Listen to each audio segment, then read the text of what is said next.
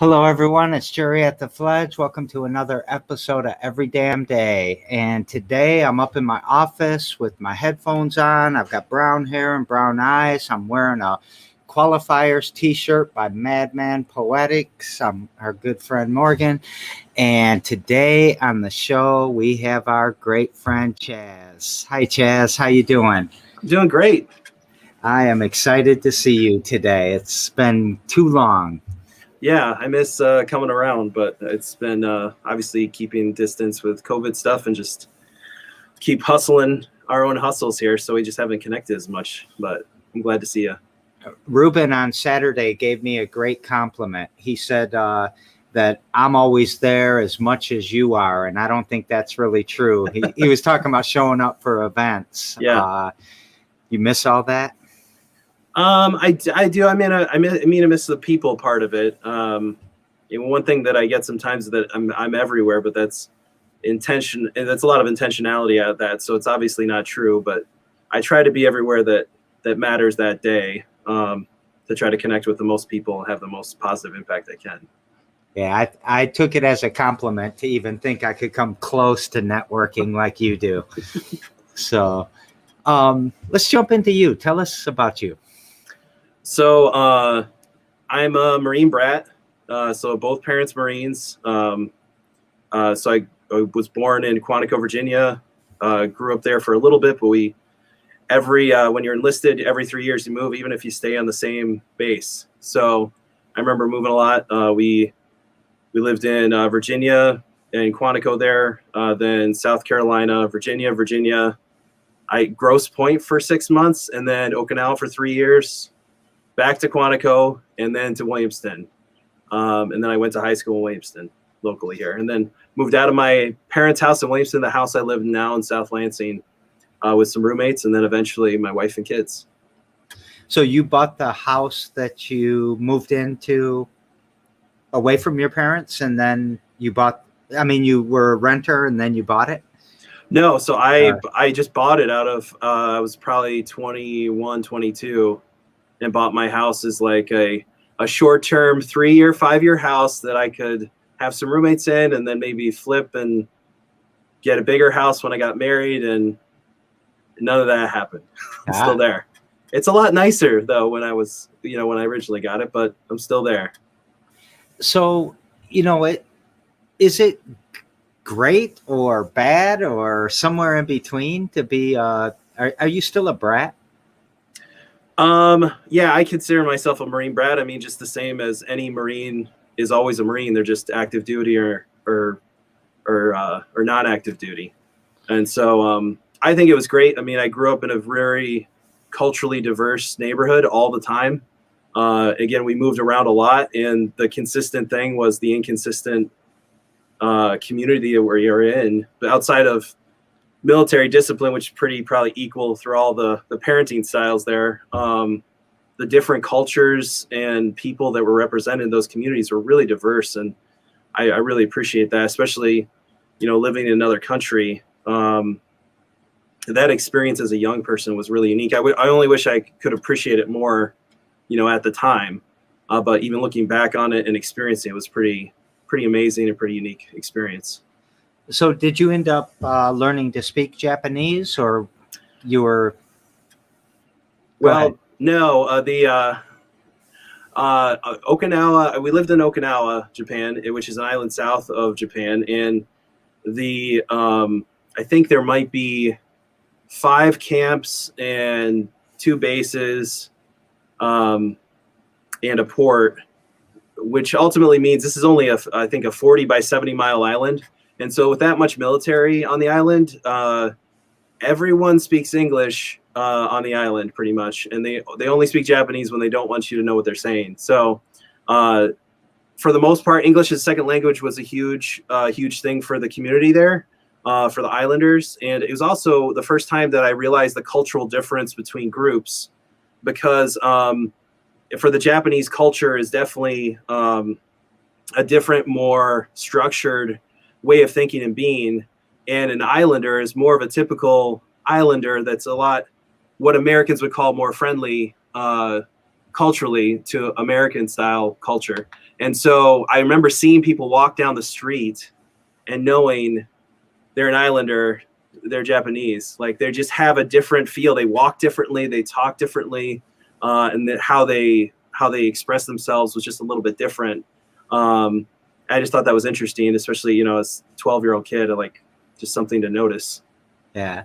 What was something just great about being in Japan that you did appreciate, along the lines of cultural learning, I guess?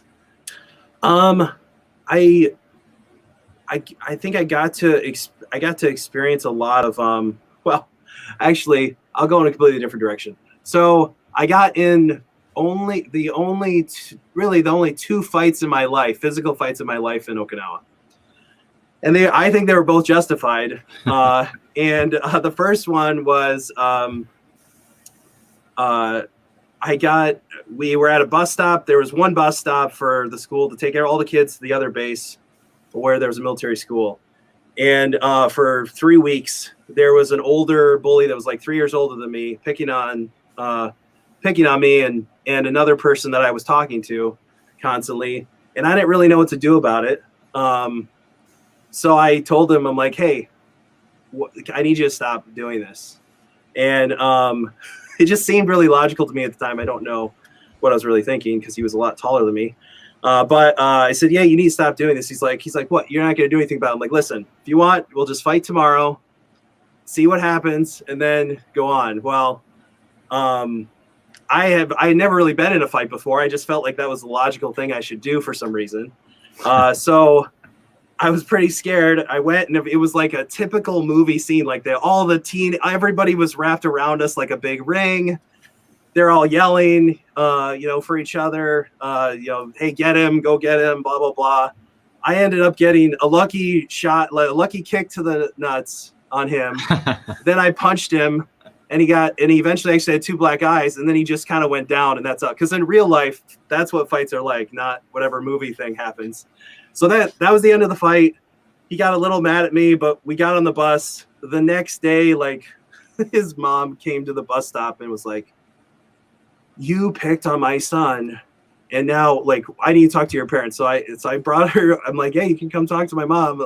Like I explained what happened to her too, and she my mom nicely listened, like, okay, and then she shut the door and she's like, he's a lot bigger than you, and I'm like, yeah, I know, I just got lucky. That was it. So I'll try to make it faster. But the second fight was essentially a bully in my grade was picking on my sister and her friend.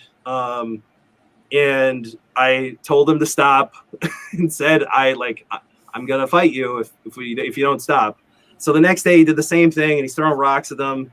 And so my sister got me. She's like, hey, he's throwing rocks again. I'm like, please don't do this. And then eventually got in a fight with him. We just kind of went to the ground right away and kind of wrestled. And I did get in trouble for that one. But again, I felt like it was justified. You're picking on my sister. Like, don't pick on my sister and her friend. It just seemed like that's the right thing to do. Were these both like American Marine brats too, or military? Yeah. So this was a military base. Everybody was either military dependents or active duty personnel. And it was just a situation where I think, in both cases, it was a situation with bullies, and I just never, I think it was interesting growing up and looking back. Like, I was always one of the biggest kids in my school, height wise, until like 8th grade. I was the second tallest, and then unfortunately I stopped growing. I've not grown an inch or half an inch since 8th grade, which I'm really upset about because I really wanted to play basketball. I loved basketball as a kid, and I stopped growing. But there's a lot of other reasons I couldn't do that. But yeah, so being that older kid, I felt like I was always on guard for the older, bigger kids that were picking on other people, and had to make sure that they knew that wasn't appropriate. And so I just felt like I was in kind of that guard position a lot. And I don't know why, besides how my parents brought me up and what they told me was right and wrong. Yeah. So we're going to come back to that in a little bit because I got a lot to ask you about it. But Do you know what domo domo means? Well, domo arigato means thank you. So I'm guessing, is that thank, or I don't know, maybe I'm wrong. I don't know. Got to let us know, Mona. Mona's a great supporter of the show and a recent graduate of One and All. Awesome. Check her out at the Meridian Mall. And you only know that because of the song. You didn't. Correct. Yeah, it's only the song. That's solid. Although I do have a hidden talent, which is I can pretend to speak Japanese really well because I used to watch a lot of anime when I lived in Okinawa, and so I feel like I can fake it pretty well. At least in the in the simple anime, like everybody's growling at each other kind of conversation. So. You want to give it a try? No, I don't want to do it publicly, but privately, I will gladly do it for you. I was going to say, this is going to sound like super racist or something. Yeah, privately, we'll have fun with it. So now bring us to today. Tell us about some of your projects, and then the fight's going to be the only thing I think about the whole time. Well, So I guess I'll mention the most important project first, which is my family. So I've got 5 girls, age 14 and now capable of taking driver's ed, which is deathly scary to me, all the way down to 3 years old. My wife and I have been together since 2000, so for 21 years, but we've been married since 2005.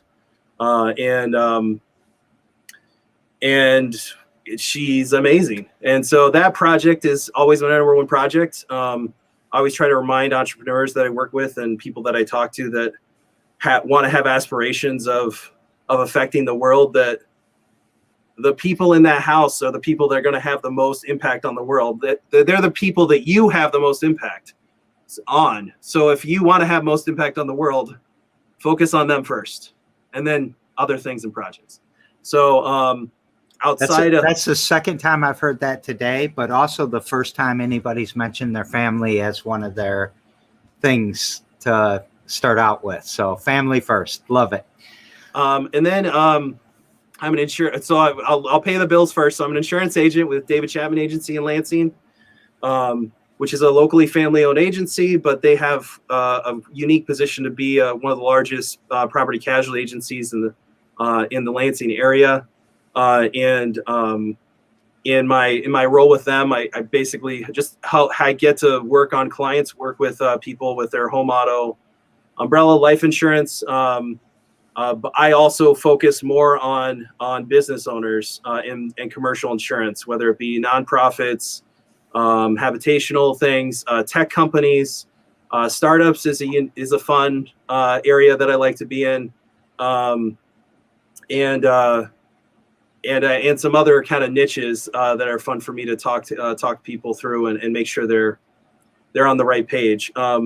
Outside of that, I'm involved in a lot of committees and boards locally. Right now, I'm on the board for Meridian Area Business Association, Rio Town Commercial Association, the Hospice of Lansing, and I'm the co-chair for the Hispanic Chamber, which is trying to relaunch this year because it's the best post-pandemic is the best year to start a chamber.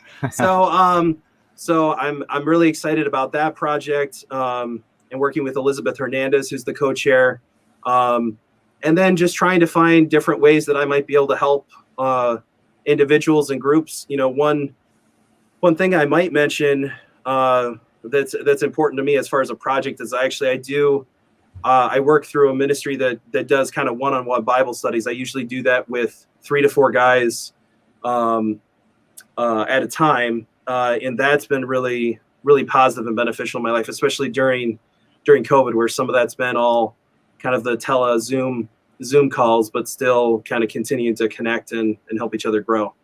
Did you meet over Zoom for the Bible studies during COVID? Yeah. So if we couldn't meet in person, if there were obviously restrictions made and spacing had needed to happen, then we would do it over Zoom. And that's also it's a unique position because we go through kind of a software that's kind of fill in the blank and then just talk about things. And most of the time we're talking about things, and sometimes we don't even refer to any of those blanks. Other times we just focus on that and get through a lot of material. But it's really challenging in a way that that we can connect and try to help each other become better people.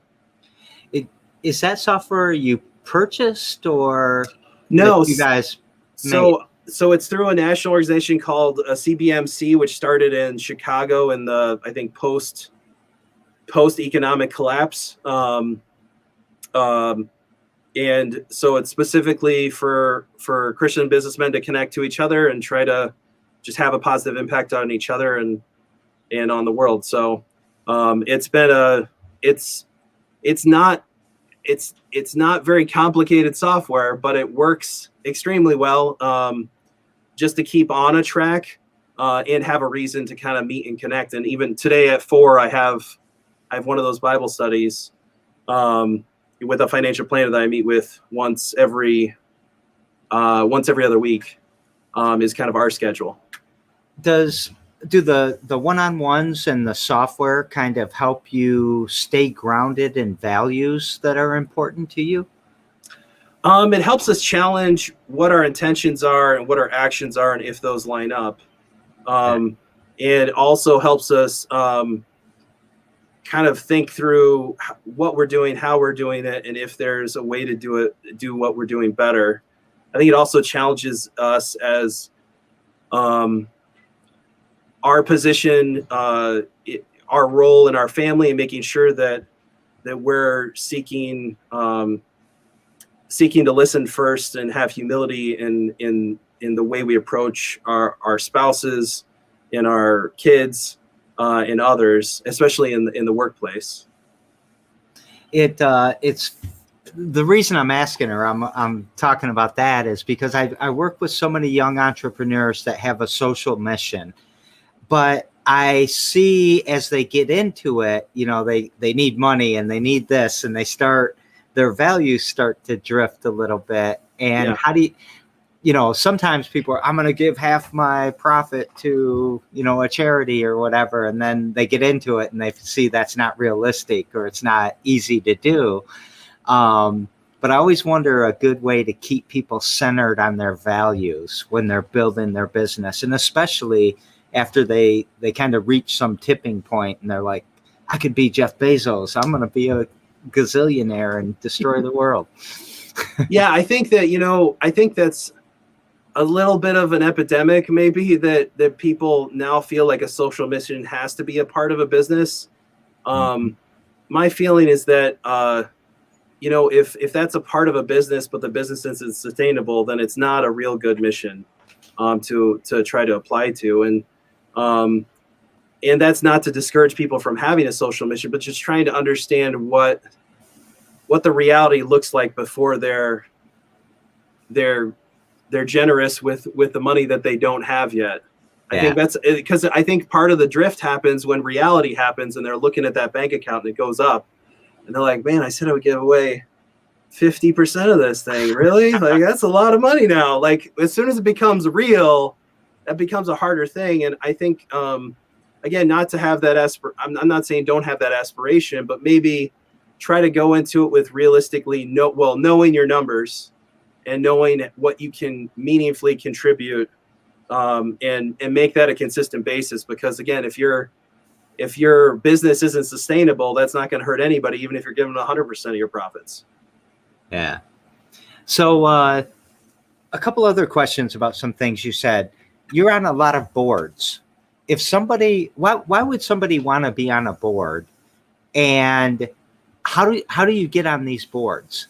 So like I've got Mona out there and she's, an entrepreneur and maybe she wants to have influence or something. What advice could we give Mona?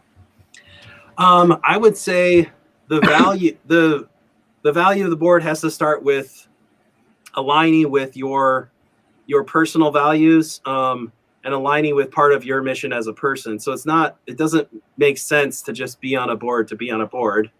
That being said, my experience on board is not everyone feels that way. Some people just are on it to be on it.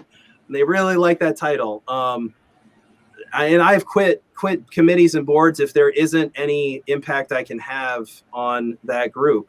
And it's not to say that that group isn't bad. Then it just means that they don't either want feedback, or they're set on what they're trying to do, and they don't really want to deviate from that. So it's just not a good fit for me to have impact on that group or association. The groups that I'm with now are something that I care about or I have personal experience with. In many cases, it's groups that I was already involved with as a member, and then decided to jump in as a board member. I'll say if a board is running correctly, the committees do all the work and the board just gets all the glory. So if you're worried about being on a board thinking that it's going to be a lot of work, I would assume that it is, and definitely commit yourself to trying to accomplish something with it. But, for Hospice of Lansing, as an example, I was on committees and did a lot of stuff with them for a few years before I was ever on the board. I just didn't want to commit to that level, and felt like that would take me away from the other boards that I was involved in. I just happened to be done with a group, and couldn't really have impact on what they were doing anymore. So that made sense because it was something hospice is something I care about, and I was really happy to plug in there and try to help them figure out what they're doing and what we can do and change to make better. I would say that, so it has to align with your mission. There has to be alignment there. You have to be passionate about it. And then you have to figure out if your position, expertise, interest can have impact on that organization. And I feel if all those things are true, then it's a good fit. But if one or two of those things are true, it's not necessarily a good fit. I mean, if you have the right skill set to help a group, but you have no passion or interest in the group, it's not going to end up great. On the other side, if you have a passion and interest, but they've got either that slot filled or they already know where they're going and they don't want to deviate from that, it might not be a good fit for you. So I would just ask a lot of questions before you join, talk to other people that are involved. And the best way, if you are interested in a group like that, is to contact the executive director and board members and just say, hey, what does this look like? What does the commitment look like? And do you think this is right for me?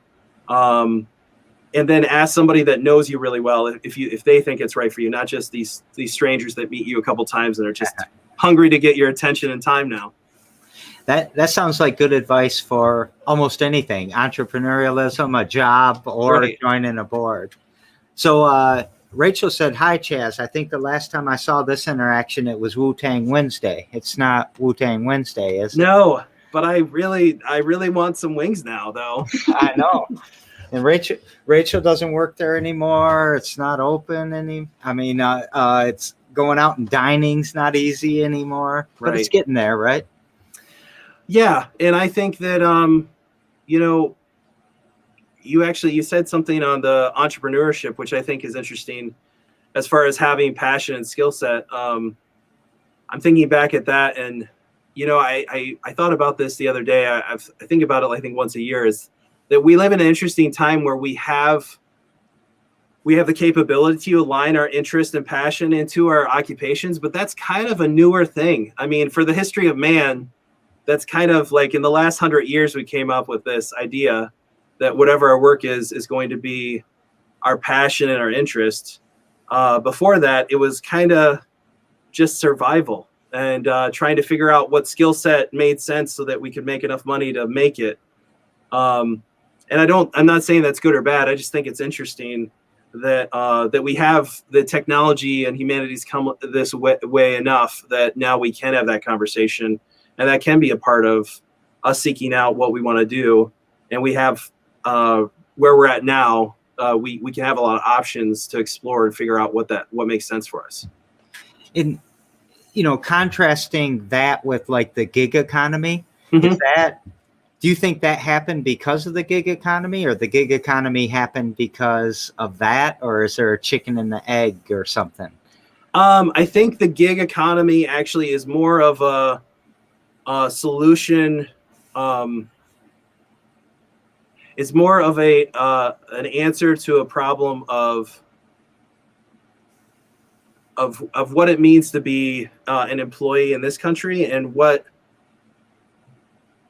the gig, I'm trying not to get political, but what I'll say is that the gig economy is utilizing a technology platform to divert employment costs that have brought down employment in the U.S. for a long time, whether it be programs like Social Security, workers' comp insurance, commercial insurance for a vehicle if you're driving that for a business, or whether it be the taxi permit for New York City that costs $500,000. I mean, that it was a diversion from taking away and somehow, I don't know how. I guess that if you move fast enough, the government can't operate that quickly, so it works out. But in creating these platforms, they just diverted themselves from obligations that other groups had to utilize. And that's kind of most of the gig economy is built like that. They've strategically come up with a way to not pay these taxes or fees or costs that are associated with employing people. And in some ways that's good. In some ways it's not good. But in all ways it is more freedom to operate autonomously. So that's my non-political answer. I hope I accomplished it. I'll go anywhere with you on politics if you want. I know. Okay. All right. So family and insurance and your one-on-one Bible studies and the Hispanic Chamber and the boards that you're on. What's your mission? What are you trying to do? What are you trying to push forward?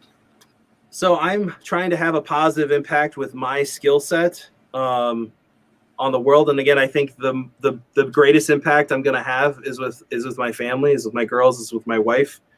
You had a conversation about this last week where I was explaining to someone that, loving your kids, especially with all daughters, for me, loving my kids is loving my wife first. And I feel like some people don't understand that, but they see how we interact, and that's their first indication of how a man treats a woman. That's how relationships work. That's how people respect each other and listen to each other. And regardless of what I say or tell them to do, how I treat my wife and love my wife will be the way that they portray the world and what they see as what's expected in relationships with and intimate relationships in the future. And so if I screw that up, it's bad things. And so I don't want to say uniquely aware of that, but I am terrified of that. And that terror,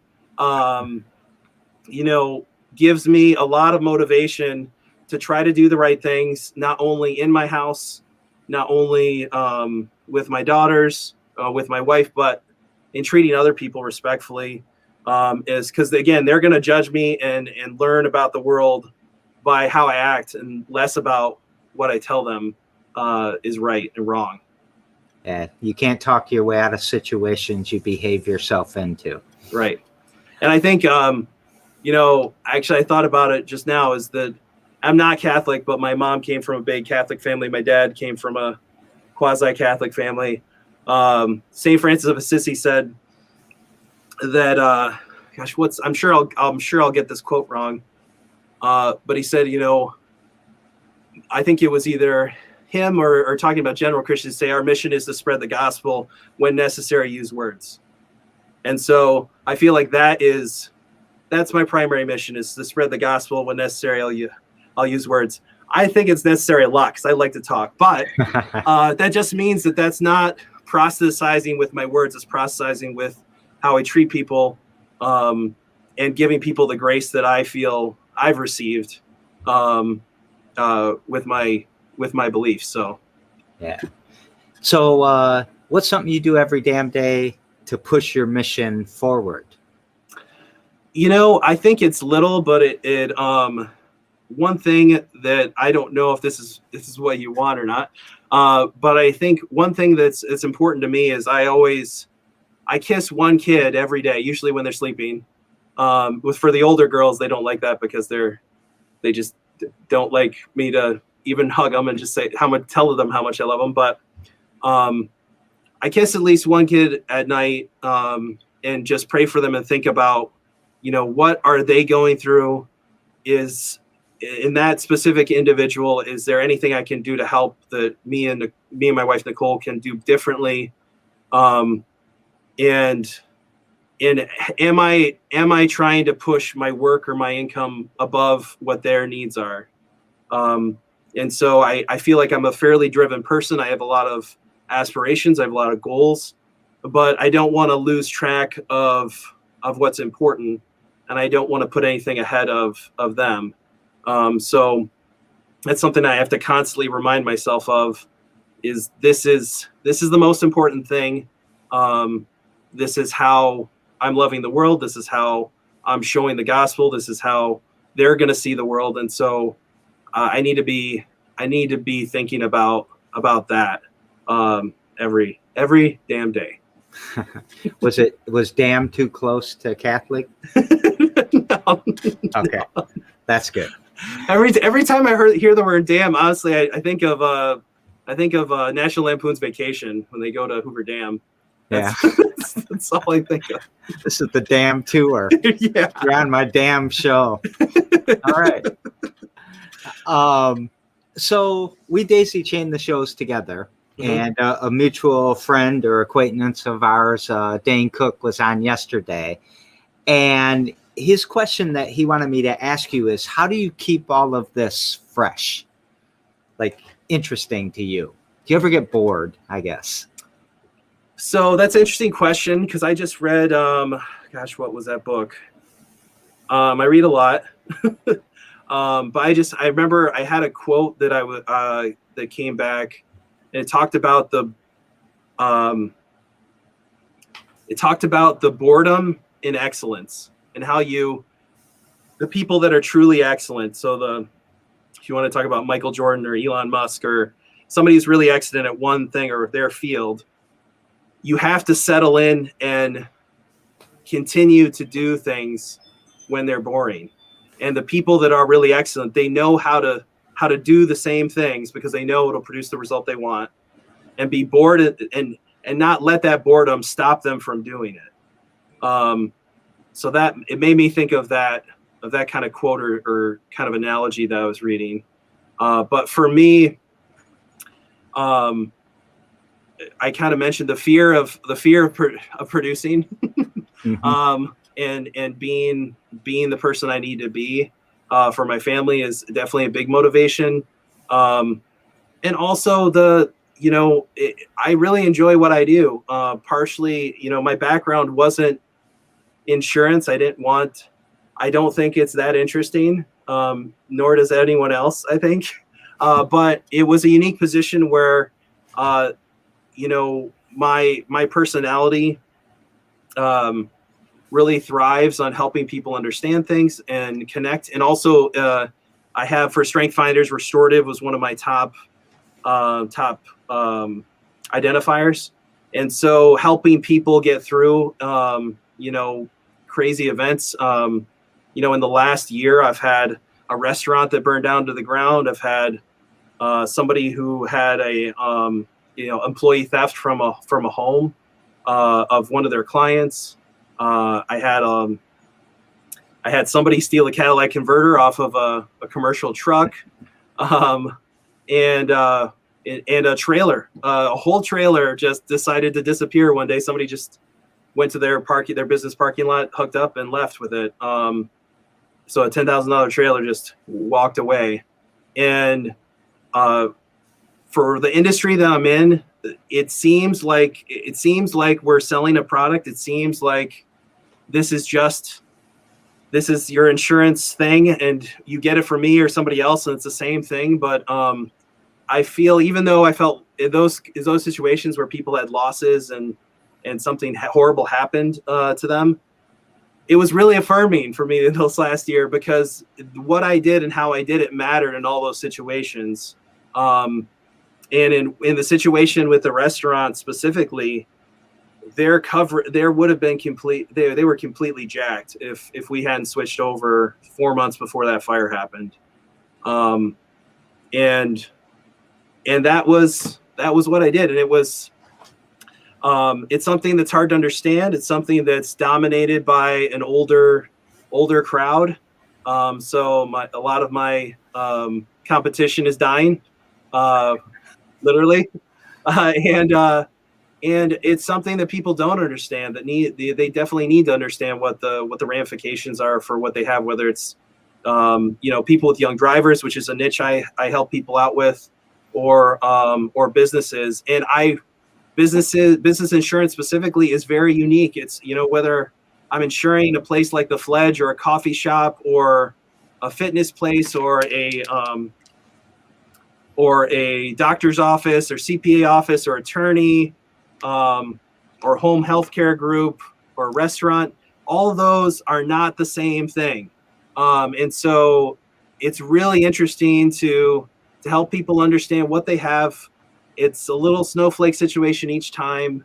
We make sure I go through those details to make sure that we understand what they have, what they want, and what their expectations are.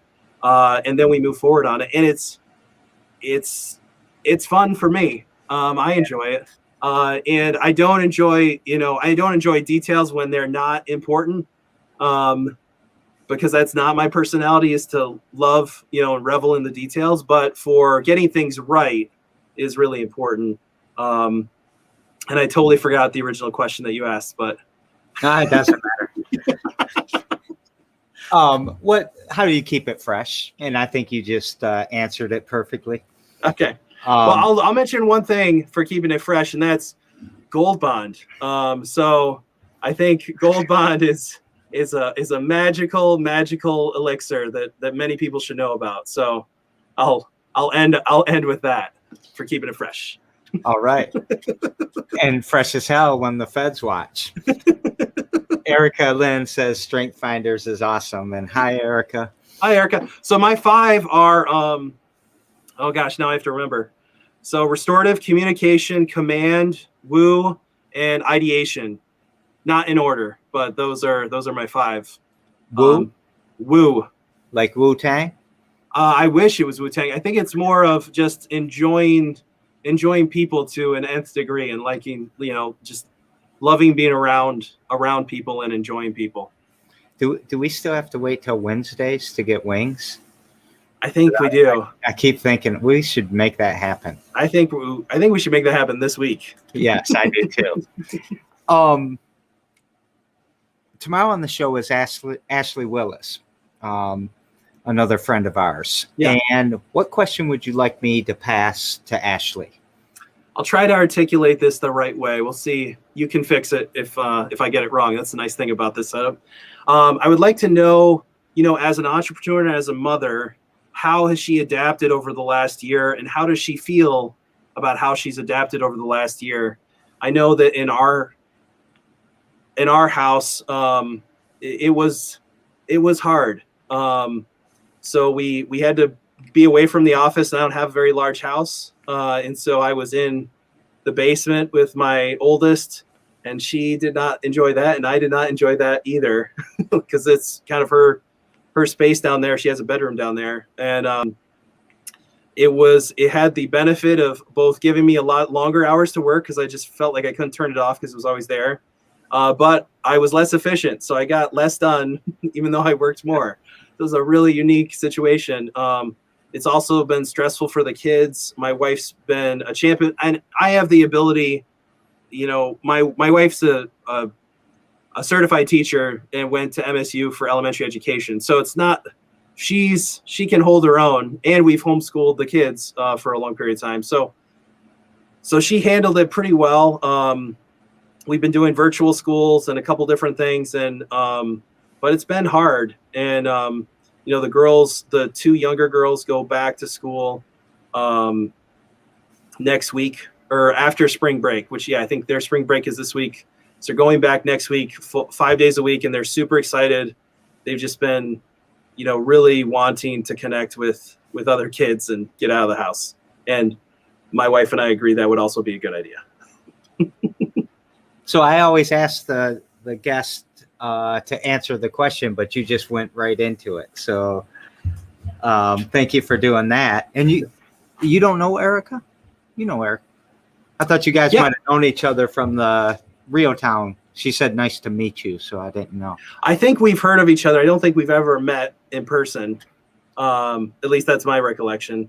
But for you, Jerry, what's one kind of innovation that's happened since COVID started that you really like, that you think is pretty fun? Whether it's this, I mean, you didn't have this last year. No, this is definitely a result of COVID. Yeah. So is there kind of your favorite innovation that kind of you and the Fledges had to do since this all started that you would kind of like to share? Well, I think that just the being challenged in the first place to stay resilient, to stay, essential, to even stay meaningful. It took a lot of work, but I do really, this is the biggest stress in my life is this show because it has to happen every day. And I'm always trying to find guests, and I'm going to start going out on the corner with a cardboard sign, please come on my show. And then I don't know if the guests are ever going to show up. So it creates a lot of stress, but it's a great challenge and it's a lot of fun. And I get to still talk to my friends or my new friends about entrepreneurial things and how it's going. So I do like this a lot. FledgeCoin is amazing. I like how that's starting to come together. And I think that more people getting in line with us, like understanding, now it's a little bit more clear what they've been talking about. I think that's been fun too, to have more of a crowd.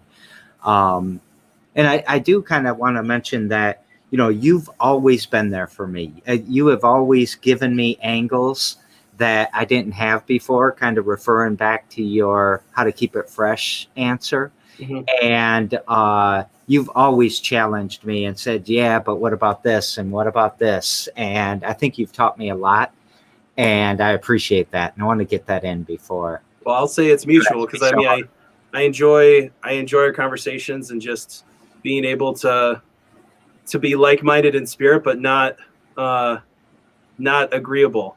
I think that's an important thing. And, I was talking to a board member for one of the boards recently, and they mentioned, hey, we always agree. And I had to remind her, I'm like, we actually disagree all the time. I'm like, but we respectfully disagree and think about our opinions and then reflect on them and always treat each other with respect. I said, so I just want to let you know, and that's a great thing. I mean, that's an awesome thing. And I think that the world needs more of that, maybe. Yeah, we need to make that contagious. I mean, I see so many times these groups that share a mission that's very similar, but they turn on each other and they might fight with each other, and we're fighting the wrong fights. We're not, that's not the enemy. That's not what we're trying to do. And I think, you lose something in diversity if you can't do that. Right? Diversity gives you those different arguments, those different ways of looking, that different perspective. And if you just try to agree all the time or don't do it in a good way, it just makes it all fall apart. Yeah. So, what is happiness to you, and are you happy? I am happy. I'll start with that. I don't know what happiness is. I'll say I am, and I don't know. But what I mean by that is, part of me wants to say happiness is a choice. Part of me wants to say happiness is a skill. Part of me wants to say happiness can be learned or taught. But I think it's kind of a combination of all those things.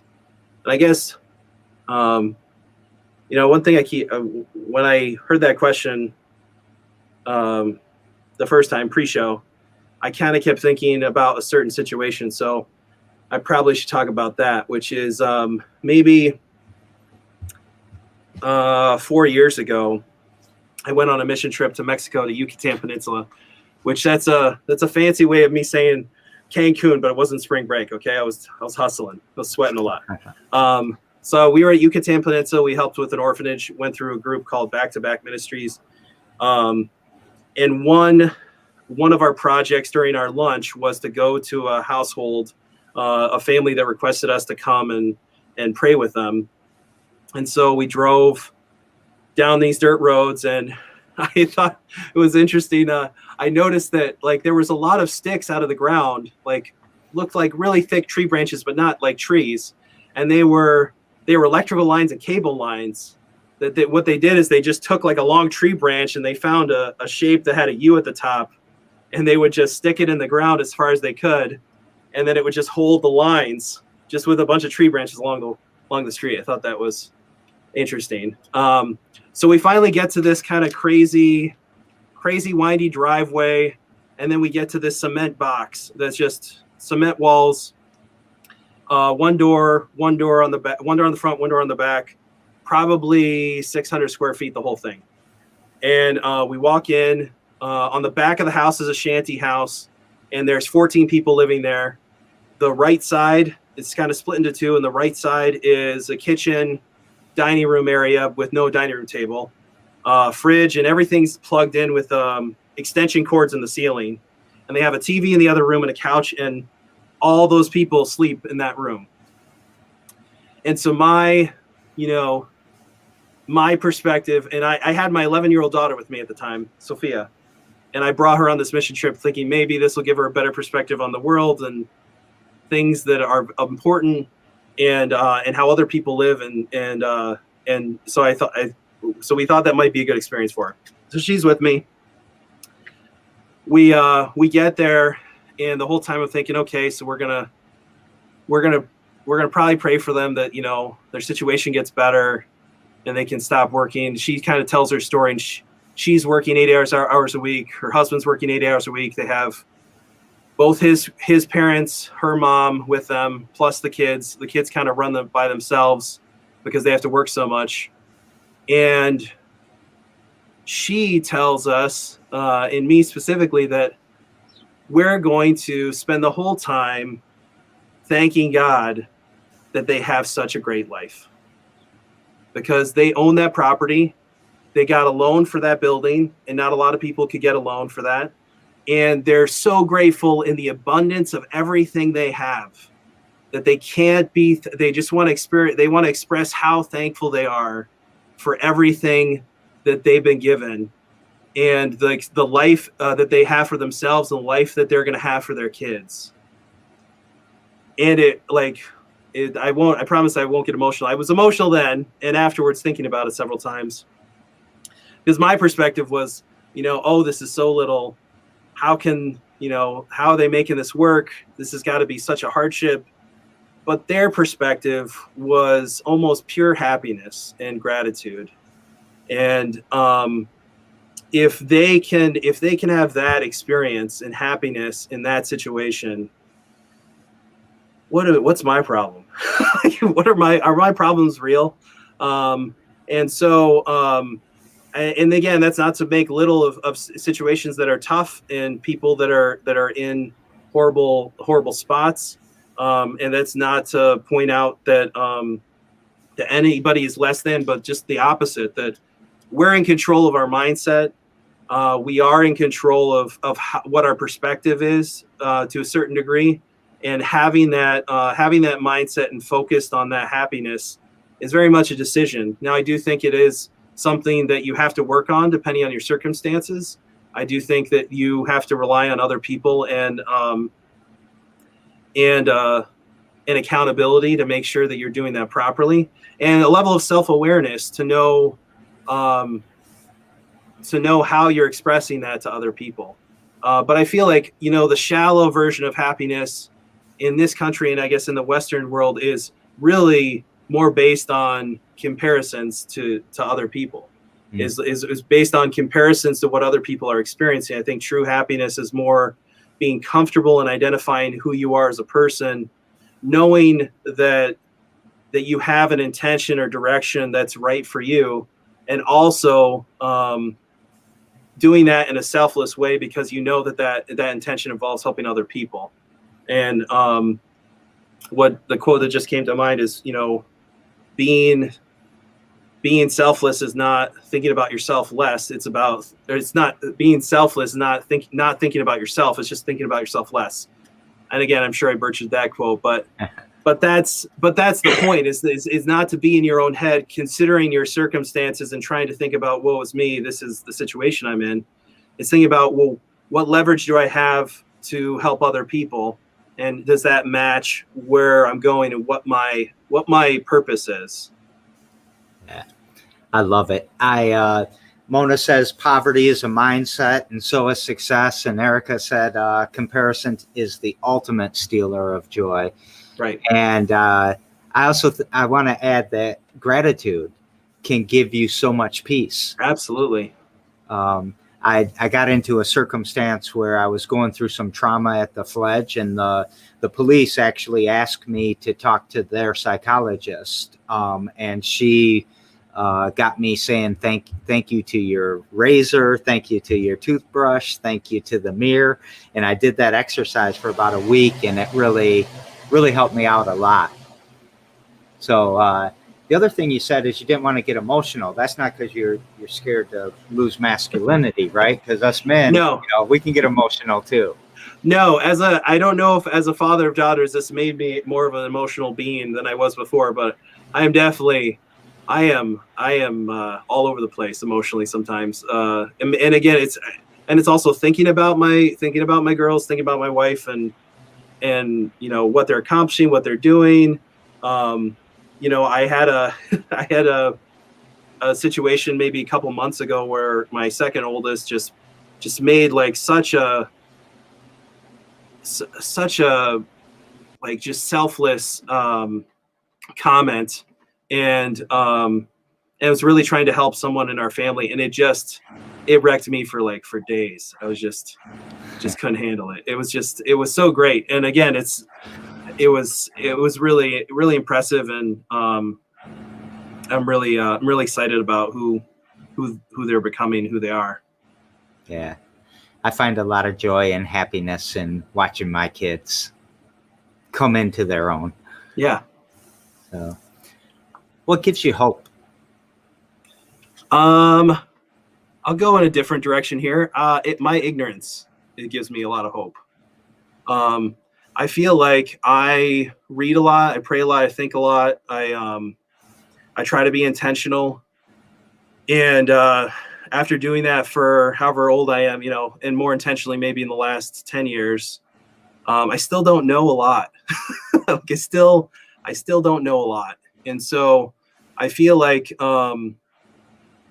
there's so much knowledge out there. There's so much information available to people, that there's got to be a lot of, to me, a lot of hope in the fact that we don't know a lot, but we have a lot of access to things. And I think the world is becoming more open in some ways because of that access to information. Yeah. And I think it's a really positive thing. I think it's really positive that I'm ignorant about a lot of important things.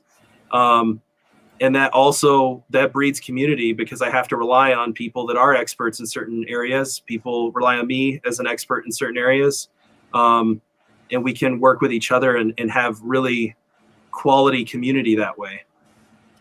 I always found it amazing that every book we read teaches us how much we don't know. Right. I mean, do you think that bridging that gap between maybe what you knew before and what you're learning and seeing that infinite of unknown, do you bridge that with your faith? Does that strengthen your faith often? I think it educates my faith, and I would say that it I guess I would say it strengthens my faith. I get to see a lot of similarities with, and I really enjoy history, and I don't enjoy politics, but I do enjoy how societies work and where things go and what things look like and how they change. And I also feel like there's a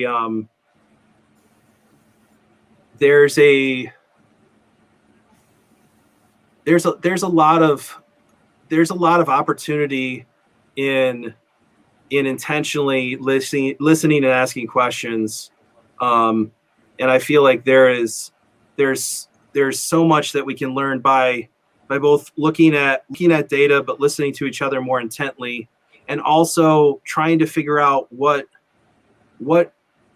we agree on instead of what we disagree on, and how that can manifest itself in different ways. I know that for me, there are a lot of things that politically people have disagreed with me on, and a lot of that, if we can actually talk about those things and have a good conversation, they end up being a lot more similar than different. And I feel that's a lot. I feel like that's a lot with most people, but I think what maybe society and social media is kind of moving towards is picking groups versus picking views, and then being beholden to those groups versus being beholden to the truth or something that might be adapting to the truth and experiences. And so it's not a great place to be if you aren't part of whatever the predominant group is. But I don't want to be affiliated with groups. I want to have an opinion that's informed and help and talk to other people that have the same and different opinions to see if that's truly informed or not. And I really don't want to talk about a topic unless I have great experience or knowledge and read about it, because it's going to be uninformed. And I would hate it if that was done to me. Pretty much like my show. I'm just a hack. I have no idea what anybody's talking about. Of course, yes, that was what I was trying to say. Of course, so thank you, got it. I love what you're saying, man. Did we forget to talk about anything? Well, we didn't talk about the Hispanic Chamber that much, and I would say, let's spend a little time. So we're working to relaunch it. Elizabeth Hernandez is the co-chair with me. It kind of went away a few years ago, and I don't think that was anybody's fault, but I think that what we lacked was a real mission and decisiveness for what our purpose was besides just to exist. And so for this iteration, we feel like the gaps we can fill with the community, and specifically the Hispanic community, is to focus on business education and workforce development. And with business education, that's both to train and help people understand in this community how to connect to the institutions and groups and associations that are there to help them, and that other business owners have leveraged for years, but maybe they're not comfortable connecting to those groups, and also train that community of professionals and institutions to connect to those minority business owners that maybe they don't know how to approach. On the workforce development side, it would just be to try to connect people to the right career path and let them know if they're underemployed or if they're young and trying to find a career path, that there are a lot of opportunities here, and we can try to help them find a better way to one of those opportunities, whether it be with a local small business or a local large group. I was on a committee call this week for I think a diversity inclusion committee for the mayor. I have no idea really. They just threw me in there and said, "Hey, let's talk about things that we're going to recommend for the city of Lansing." And so I said thank you and I hopped on. So we talked a lot about the workforce development side, that maybe we could do something with that or recommend that for the city to do. And honestly, I don't know if for those two things, I don't really know that we have a huge amount of resources for any business owner in Lansing. I think workforce development is kind of the redheaded stepchild when it comes to economic development for some reason, even though that's a driver of economic development. And for these Hispanically owned businesses, there are a couple community groups to help them connect, but I think on a one-on-one basis, that hasn't really happened.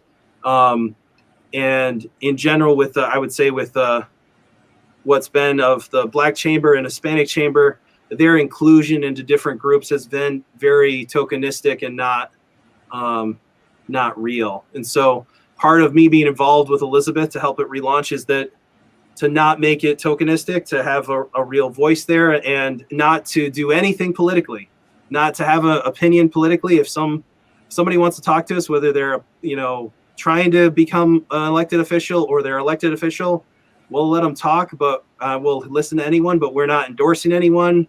We're not endorsing anything. We just want to help people connect to the right resources and get out of all that crap. So we've already had groups approach us about, sponsoring a bill or sponsoring XYZ, person. All right, we're not doing that. So first of all, to answer Erica's question, do you guys still have a website? So we have a website. I should probably know what that is. I bought the domain and then I don't remember it. I will get back to you on that and we'll post it. All right. We do have a website. All it says is, under construction right now. So, so that's the only thing you're going to get. We have a new logo that, actually Quincy McCalla, sorry, I always say her name, Quincy McCalla, who's a financial planner. She helped do that for me for free, and I appreciate that. So I'll mention her name. And she worked with me, and I was not easy to work with. But she was gracious enough to offer those services to us. And I've been working with the new Deep organization that's a part of LEAP. Tony Willis has been helping me and the Black Chamber get launched here, and will hopefully be helping us kind of move forward and make sure that we can accomplish some of our goals over the next couple of years. So I'm excited about that partnership and seeing where it goes. Yeah. And I do want to mention something so that people know this, I guess. You and I had a lot of discussions about Black chambers and Hispanic chambers and Black pitch competitions. And I always felt like it was degrading to people, like it wasn't including them in the right things. And I was so wrong. And you taught me that and completely changed my perspective. And I'm glad you changed my perspective. It was very timely. It was like 3 years ago. So when everything, started, the COVID happened and George Floyd and all of that, I think you were one of the people that really helped me understand my position, these other positions, and what I can do and can't do, and how sometimes you're not going to understand as a fragile little white guy. You're not that little. I'm not that fragile either. So I do appreciate that. I appreciate those tough conversations that teach us. So thank you for giving me those. Well, thank you again. Thank you for having them. But that's not one way for sure. And it's just trying to be open to things. And I think the only way that works is to listen first, is to try to really hear what people are saying and why they're saying it. That doesn't mean agreeing with them, but it does mean, shut up first. Yeah. Take us out with something, man. Take us out. I don't know. This has been pretty fun. Let's do. Well, I guess I'll start with this. If anybody has any questions or follow-ups for this, I'll give my cell phone on the internet. It's probably not a good idea, but I don't really care. 517-230-9214. I am married, ladies, so I'm not interested. But anybody else that wants to chat about anything else going on? 230 what? 230-9214. It's in your phone, Jerry. Come on. But you look at my phone while I'm talking to you. So about entrepreneurship or the Hispanic Chamber, I'll give my phone number because my email address is way too ridiculously long. So you can call or text. Be happy to answer any questions about that. Or about insurance. I sell insurance, that allows me to pay my bills. So that'd be great to talk to me about insurance. I guess the last thing I'd end on is that I really appreciate the Fledge. I really appreciate you, Jerry. And I appreciate the difference between you. You are not the Fledge. The Fledge is not you. You're an individual, and your individual skills and person I really enjoy. And I'm really thankful for you. And I want to say that, this experiment, which is the Fledge, and the experiment, which is you making this happen, especially during this crazy time, has been really, really positive for me, even though it's been from a distance because I haven't been able to be around as much.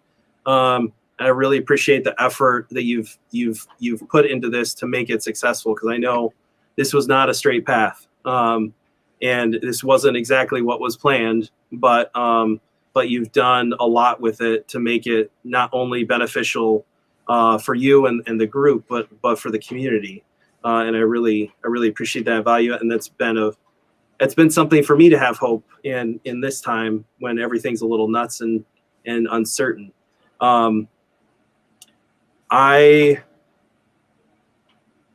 Outside of that, I will say that, man, I'm losing it. I think I'm done. Can I just say I'm done? I think I'm done. Okay. Deuces, peace out, whatever. Right. Thank you for the kind words. It's always been my intention for us to be the Fledge, and thanks for making a separation between me and the Fledge, but we are the Fledge. All of us are the Fledge. Right. You're trapped. You can't get away. None of you. Even the ones we don't like. So true. All right. Thank you so very much, my friend. Yeah, thanks a lot, Jerry. All right, everyone. We will see you every day on every damn day. We got 160 more to go, 157 more to go. So we will see you later. See you, Chaz. Yeah. I'm doing this new exit thing to make it not awkward, but I forgot to do it. So now it's awkward, but we're going to do it anyway. It's all right. At least we're awkward together here. All right.